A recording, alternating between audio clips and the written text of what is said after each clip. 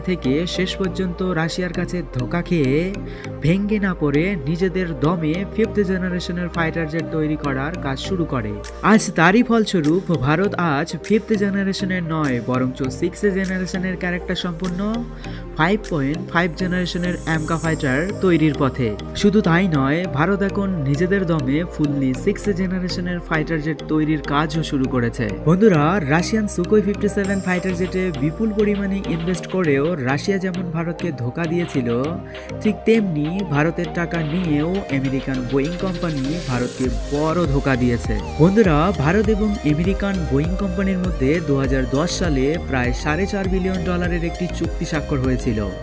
যে চুক্তি অনুসারে বোয়িং ভারতকে 10টি C-70 গ্লোবমাস্টার ট্রান্সপোর্ট এয়ারক্রাফট বিক্রি করবে এবং ভারতে একটি high altitude engine testing facility এবং একটি ট্রান্সসনিক উইন্ড টানেল ফ্যাসিলিটি তৈরি করবে।